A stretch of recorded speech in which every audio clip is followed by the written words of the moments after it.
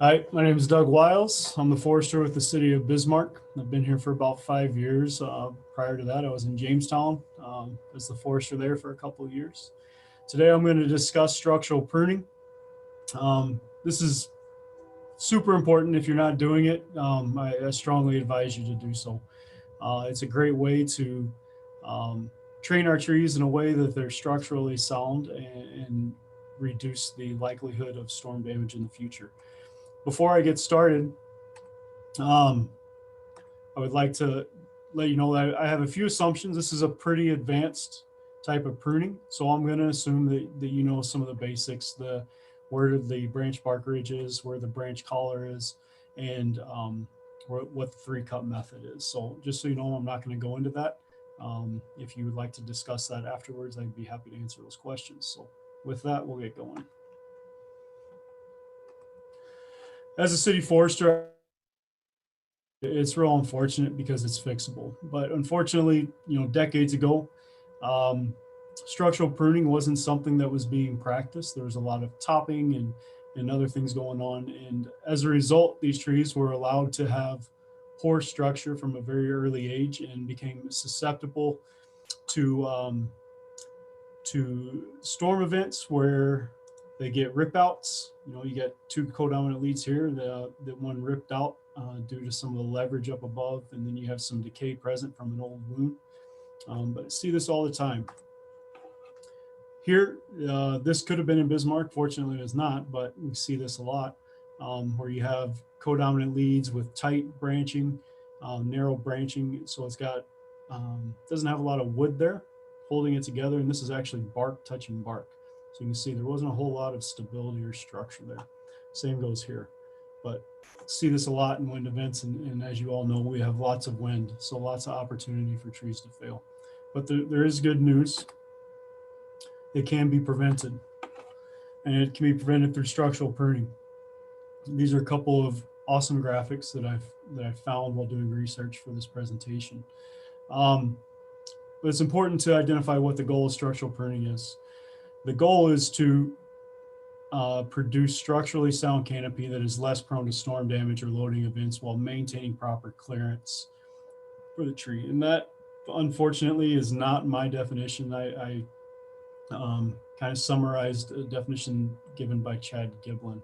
Um, but these are great graphics. They show what our goals are in structural pruning, reducing codominant leads, narrow branching, rubbing branches, anything that's dead, and then we also want to make sure we get our clearance.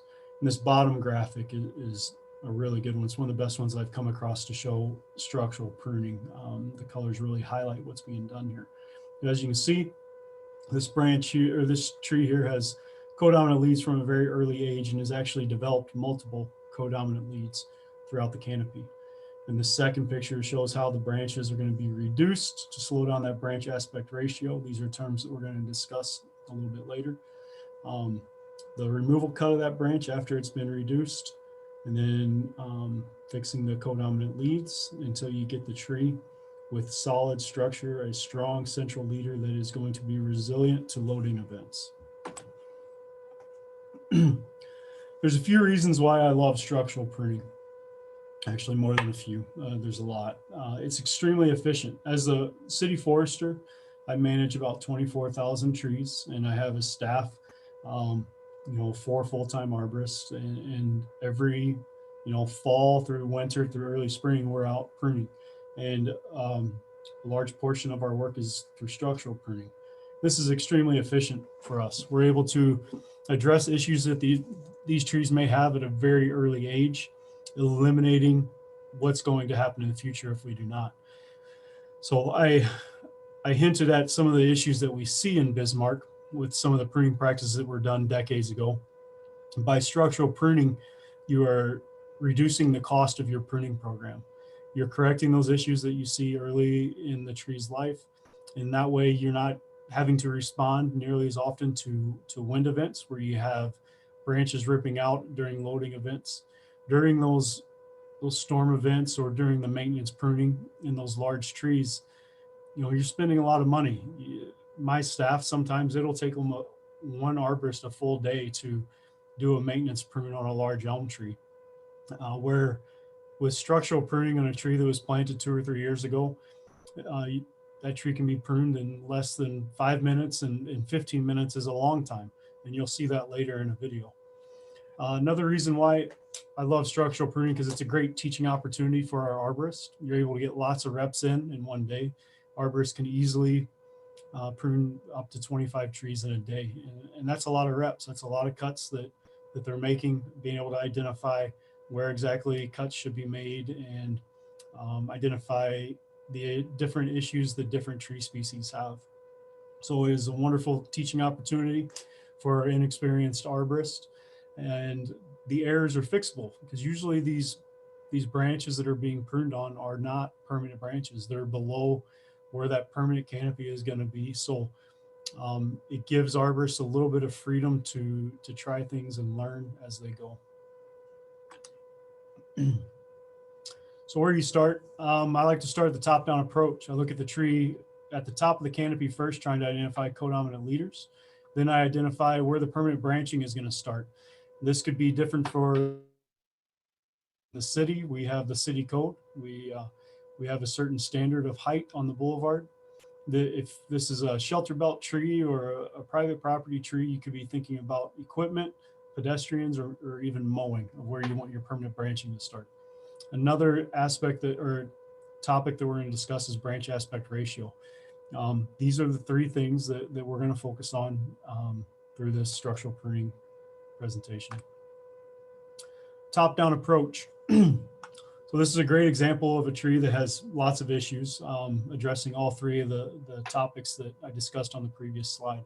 Looking at this tree, if I look at the top first, I see there are 4 codominant leads going on here. There is a permanent branching, should probably be at about 6 feet.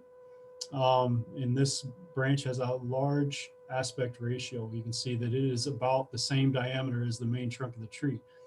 And because this branch should be removed because it's below the permanent branching height, it would have a big wound if this branch was removed right away, and could then lead to some decay there. And we're trying to avoid that. So branch aspect ratio is the diameter of the branch relative to the diameter of the trunk. So this is the trunk of the tree. This is the branch, and you can see that diameter is a little over half of the trunk of the tree. Where here you have a 3-to-1 ratio. The trunk of the tree is 3 times the diameter of the branch of the tree. And that's exactly what you want when you're performing a removal cut. Where here, if you were to remove this branch, you're going to have a very large wound. And it's important to remember the trees do not heal. They compartmentalize a wound. They have 4 walls of compartmentalization. And on a large wound, they may not be able to prevent decay from entering the main stem of the tree. So that's why branch aspect ratio is very important. So how do we fix it? That high branch aspect ratio, and we fix it through reduction pruning. And this occurs when you remove a portion of the branch up to 70% of the buds. That's a goal that's been published by Dr. Ed Gilman, in order to slow that branch growth down so that the trunk of the tree can continue to grow in diameter while maintaining somewhat of a static diameter on these lateral branches. And then at some point you'll achieve the proper ratio and then perform that final removal cut. Here's an example of, this was actually this morning, taking advantage of that nice weather we're having. This is an Ohio buckeye. My staff was out doing some structural pruning. This tree has been planted less than 4 years. Ohio buckeyes are not very fast growing trees, especially in this part of town. You can see this lower branch here. This is a temporary branch. It's just 3 feet off the ground. And its ratio to the main stem is over 50%. Here's a little better view of that. And so we're gonna do a reduction cut on this branch here to try to slow it down so that in a couple of years when we come back and structurally prune this tree again, hopefully that aspect ratio is appropriate for the removal of this branch, reducing this wound size that would allow for that wound wood to form over that very quickly and allow that tree to compartmentalize efficiently. You see Eric here. One of our arborists is performing this cut. He's starting with the 3-cut method, eliminating the leverage at the end of this branch so that it doesn't rip out. And then he performs his final cut right here. So in this cut, he was able to remove over 50% of the buds. You heard me mention we're trying to remove 70% of the buds. That's really difficult on some species of trees. Others it's not. So we try to at least get rid of 50% of the buds at all times when we're doing a reduction. And it's important to do the 3-cut method on these reduction cuts. You would hate to have that branch rip out. So I've got a few examples of structural pruning here in town. These were recorded this spring. In this first example, it is an accolade elm planted in 2017 as a 1-inch bare root. It's never been pruned. So it's about 4 years old, not quite. And it was probably a 6-foot tree. And now it's probably 12 to 13. So it's doubled in height, but it has not put on a lot of diameter growth. It's not very thick anywhere, but it does have some issues. So here's the main stem. And at this point right here, we start to see codominant leads right here. And then we have some ratios, some branch aspect ratios that are a little bit large for this tree. Before we don't want to do a removal cut on those quite yet because that wound is a little bit big for the growth. And it's important to note that the permanent branching on the boulevard is going to be way up in here. So all these branches are temporary. So we're going to perform these reduction cuts because none of them, we don't want these branches here when this tree reaches maturity. These branches will be removed permanently at some point. So I got a quick video here. Let me get rid of my pointer.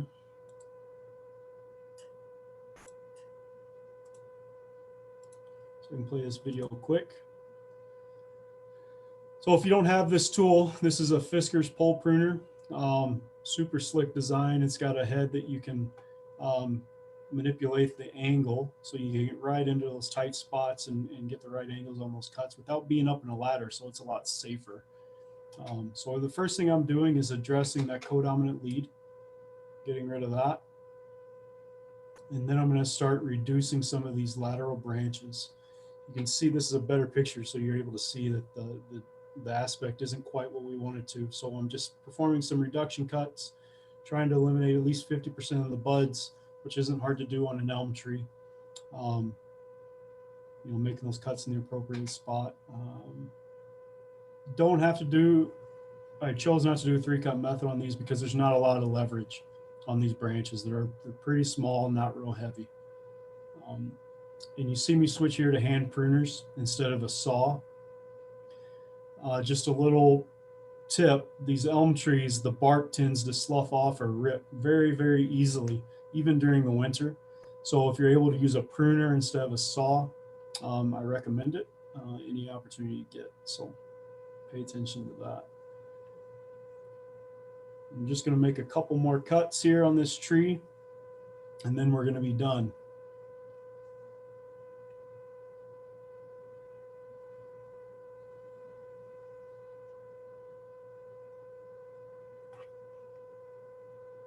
All right. So I think I made one more cut after the video was over to fix something, but you see 5 branches cut. That video lasted about 2 minutes and I'm done with that tree. So as you can see, it takes very little time. You can get a lot accomplished in the future of that tree for just a little bit of work. So the return on investment is significant. All right, let me switch to my pointer here. So this is the before and after. The before picture, you can see these codominant leads, and you can see the canopy is a lot thicker. And on this after picture, you can see the nice strong central leader going up. You can see some of these reductions. The canopy is a lot thinner. This is going to be great. These branches on the side are not going to grow significantly in diameter, and we'll be able to come back in a year or two and finish this tree off down at the lower canopy. A second example, there's no video with this, but I just want to show you the difference in some of these elm trees. This tree was planted as part of the same project, same species. Same year, never pruned, but you can see the growth is just crazy. I mean, that's over 4 feet of growth last year during a drought season. It's just unbelievable. And as a result, we got all kinds of issues. We got multiple leaders. We have high branch aspect ratios. Lots of stuff to contend with. I did. It didn't make the cut for this presentation, but I did perform a treatment on there, and it still did not take long. It took about 5 minutes to do, even with the amount of work on that tree there. So the final example here. I'm gonna get rid of my pointer. It's another accolade elm that I'm going to turn the volume off and talk through this with you. But you can see there is codominant leads right here, and we've got some aspect ratios that's about a 1-to-1.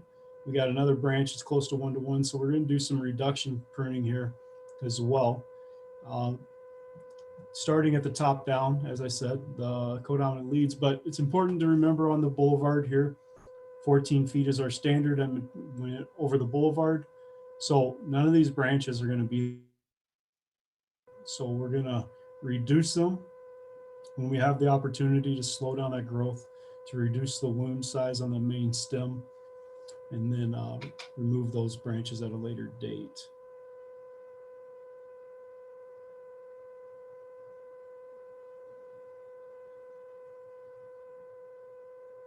Can't say enough about that tool. It's a great one to have. It makes it work a lot faster, keeps you from having to be on a ladder, so it makes your work a lot safer. Here's a reduction cut.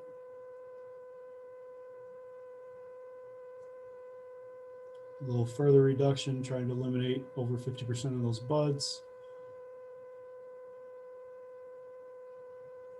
So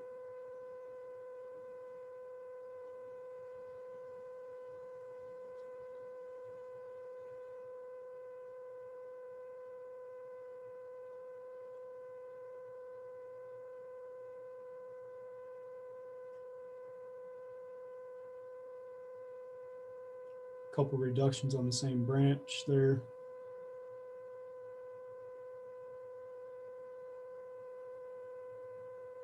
And then switching to a hand pruner. So just finishing it off there, and then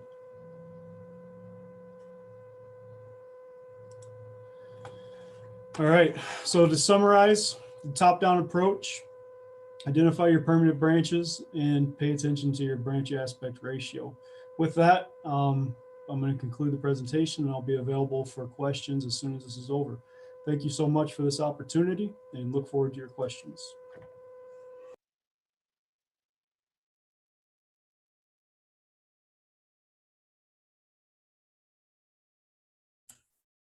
All right, so what I think we'll do is we'll just go straight into Mary's presentation. Let's see if this can go a little smoother than the first go around. I don't think it could be any worse. That's what happens when I have one screen and this is the first time hosting. So welcome to my nightmare. I will get Mary's presentation pulled up here in either 30 seconds or a half hour. We'll see.